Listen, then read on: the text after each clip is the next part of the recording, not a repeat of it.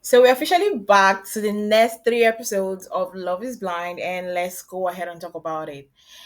We saw that throughout last week's episode, the three-part six episodes that came out last week was about them being on the pod and those that got engaged. In this recent three episodes, we got to see them go on like a mini vacation to Honduras, and it was all fun. We saw the couples getting to know each other, you know, trying to get intimate, trying to see how they are attracted to each other physically, emotionally, anyway thereof, and it was going well. And I was like, wow, I hope this is gonna last because we know one bullshit always happens or the other. So I was hoping that that is gonna last, but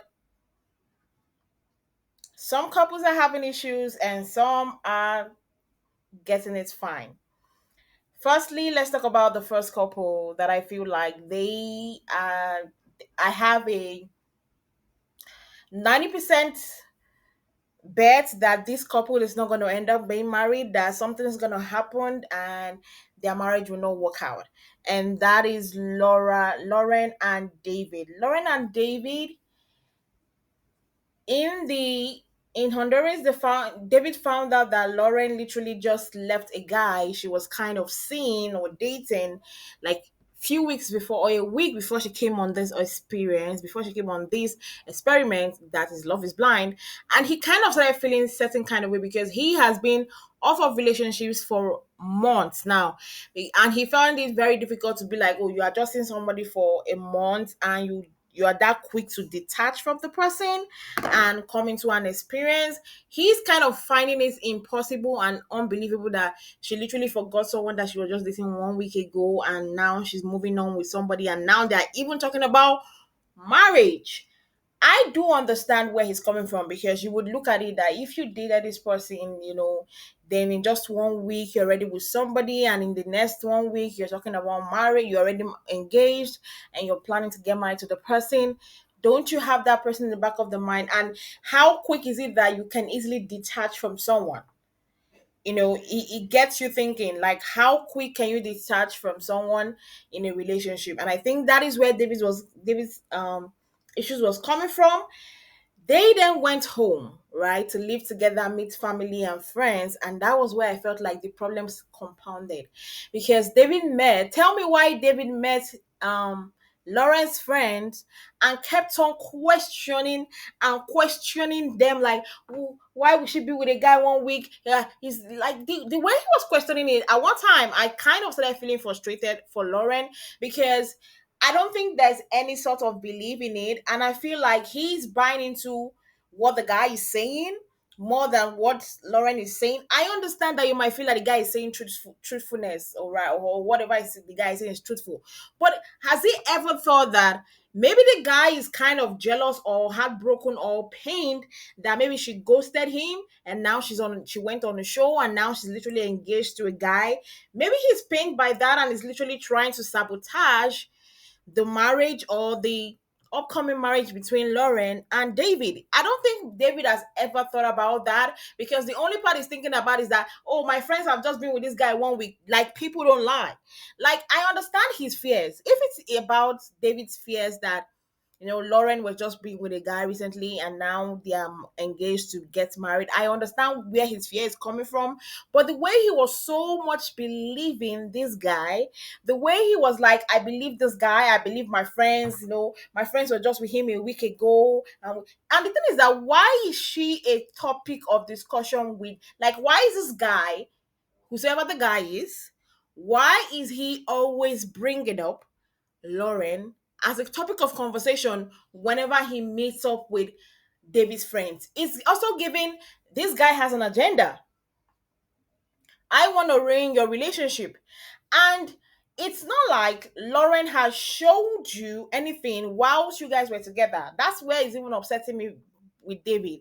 It's not like Lauren has showed you anything. Like when you guys were together, she has done and she has behaved somehow. Her attitude has become a certain way that makes you believe that okay, this girl might literally be maybe a flirt or someone that stays sleepers around with men, or she's not stable with one guy.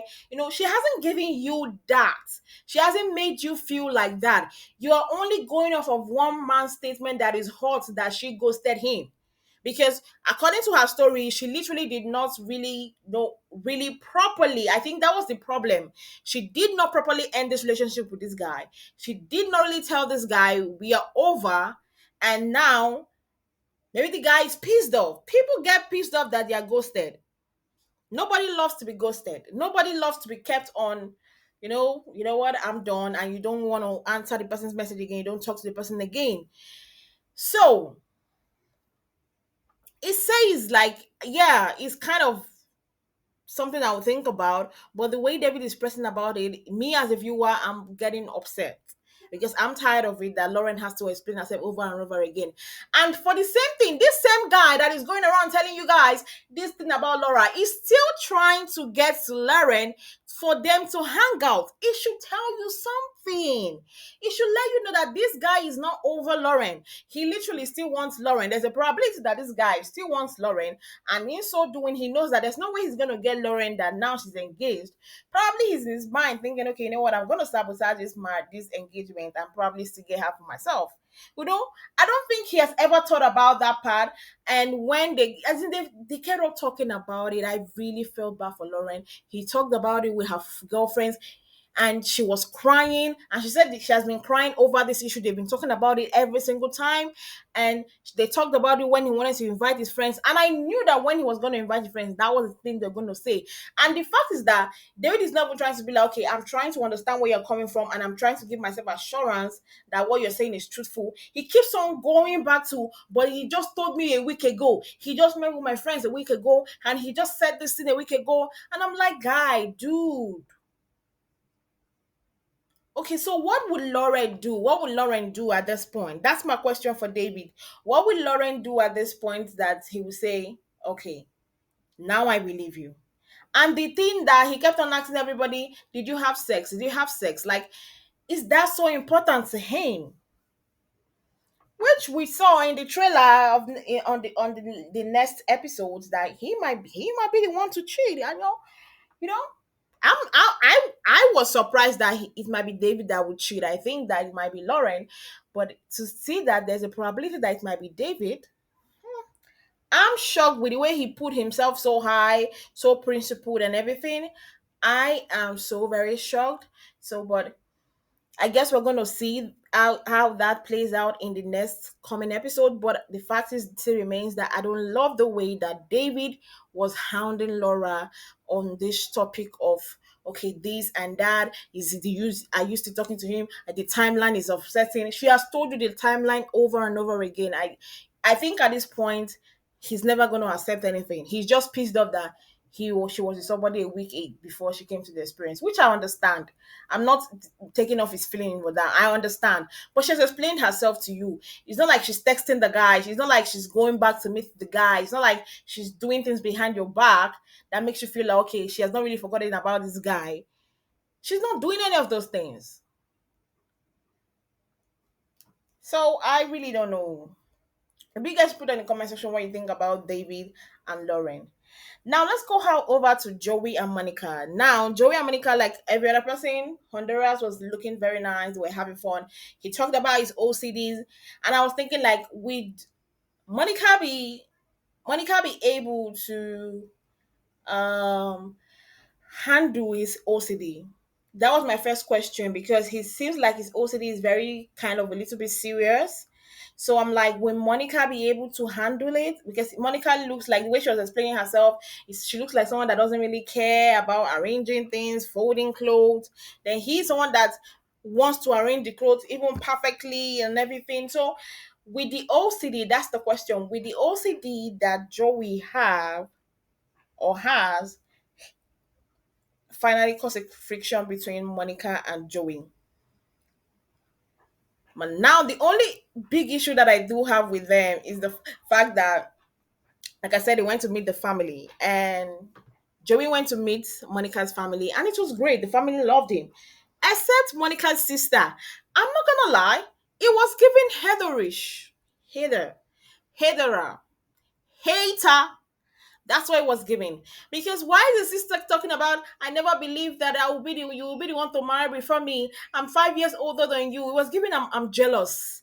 It was not giving like a sister that is genuinely like, okay, I want to be happy for my sister that's getting married. It's giving like the only reason why she had so many, see, that's the way I saw it. That the only reason why she had so many complaints about Joey is not because she really saw that maybe he was acting, he was doing, he was that. The only reason was the fact that I felt like she was kind of jealous because of the way she said it. Oh, I didn't believe that you would get married before me. I didn't believe you would do this. I'm like, girl, she was giving me haters vibes. I'm not gonna lie. She was giving hater vibes. And the way when Monica now told Joey that there's no guy she has brought that has ever satisfied the sister, that I was like, yeah, 100%, yes. This girl might be jealous. Because why would you say that? Because to Joey too, Monica might be acting. Every one of them there is on a reality TV show. So every one of them could be acting. As much as Joey might be acting, Monica could also be acting. So her trying to paint the way she even said that, I feel like he's an actor and a very good one. He says what needs to be said. He does what needs to be done. He tries to make you happy. I'm like, are you giving haterish? I don't understand. Why are you hatering? Why are you a hater?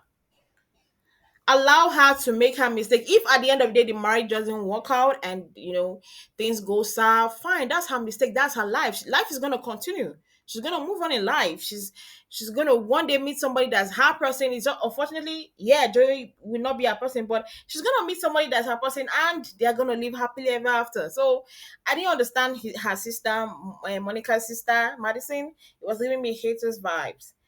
True and true. True and true. But in next week's episode, we will see that they might come on start. There will start to be a friction between Joey and Monica, because Monica is feeling like she was more into Joey than Joey is into her. We're going to see how that will play out. Now let's go to my favorite. I think this is my favorite copy of the season, the couple of the season. As much as this season is not really that interesting as every other season, this is one of my favorite couple, which I did not believe they were going to work out. I swear to God, I never thought this couple was going to work out.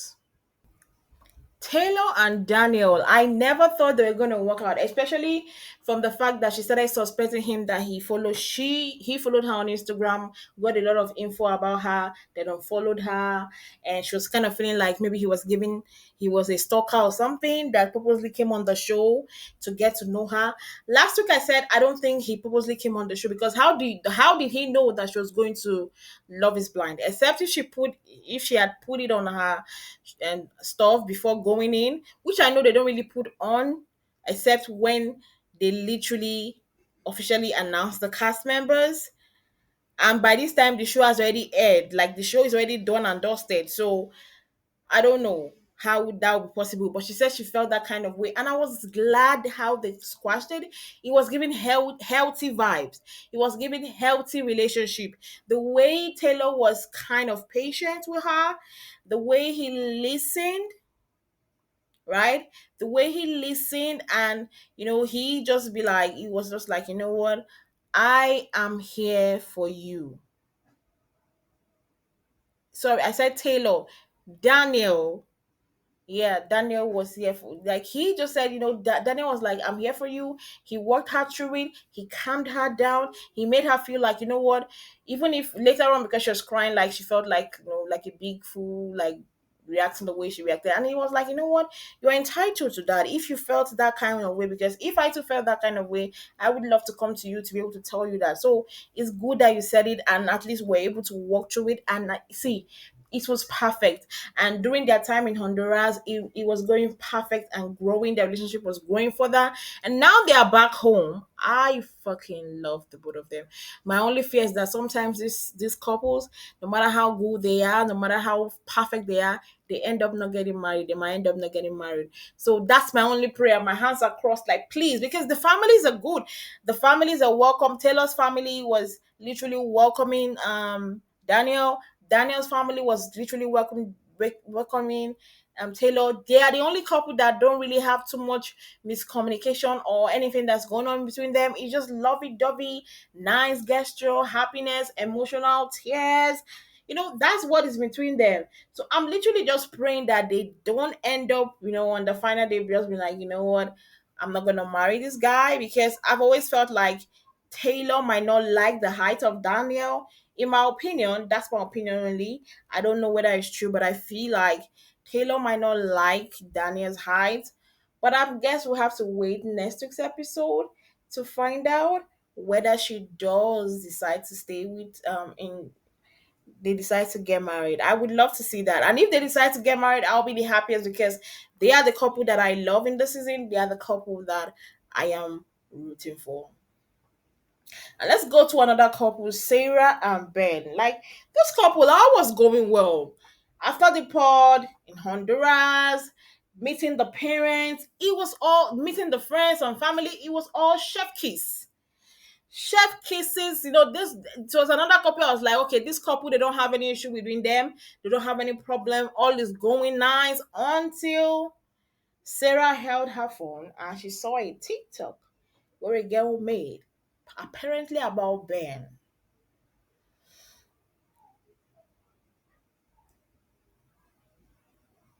This girl and Ben were together 4 years ago, according to Ben, because Ben kind of confessed to her they've been together 4 years ago, and but they're no longer together. He has blocked her, and he doesn't even remember. He said he doesn't remember. That part kind of off to me, because I remember a relationship I was in 8 years ago. I remember how the relationship was. I remember what I went through in the relationship, whether it was good, clumsy, bad, worse. I remember everything that went on in a relationship that I had 8 years ago. So he's saying that he has forgotten the relationship that he had 4 years ago, except if he had an accident that made him have amnesia. That is a hard, because that I think that was where Sarah was like, no, that doesn't make sense. 4 years ago, 4 years ago, you've forgotten. You remember everything. He said he doesn't even remember why he blocked her. That's not possible. I remember anything that made me block any of my ex partners. I can remember what made me block them, no matter how many years ago. So he's saying that he cannot remember what made him block him. Kind of was giving me vibes like, Ben, Mr. Ben, are you really for real? Are you lying to my girl, Sarah? And Sarah was like, you know what, man? Ben, you have to tell me everything, because if I find out that you lied, there's no going back from it. That was the thing she said. And Ben's face was in a certain position. I was like, it's about to go down. But we're going to find out next week to see what he really says. Does he say the truth? And is it true that he and the girl really broke up 4 years ago and never stayed in church and never did anything together after the breakup? And the girl is just being delusional and trying to cause problems for Ben? Or did they really hook up? Or who knows? Maybe they even talked about getting back together and probably it didn't work out. Let's just see how that will go. I want to see how that will work out, and what Ben is going to say and what his excuses being, because he's saying that he forgets, or he forgot what happened 4 years ago in a relationship. That part for me, I feel like that's a big lie, a very very huge big lie, very huge one. Now let's go to the last couple I want to talk about in today's video, Virginia and Devin. Now, Virginia and Devin is another couple that I might not really like them. I'm not like saying that I don't feel like they really do have that connect. I don't feel like they really have that connection that, like I was like, okay, I'm looking at them and I see this great connection between them. I don't really see it in Virginia and Devin, but if they see it within them, that is them. I'm just a viewer watching the show. So if they see within them, that is them, and they're going forward. The family likes him. Her family have not gotten in terms with the event of going to Love Is Blind. I don't know. Maybe by next week we'll see her finally bringing Devin to see her family. But for this episode, Devin took her to see his family and they kind of loved her.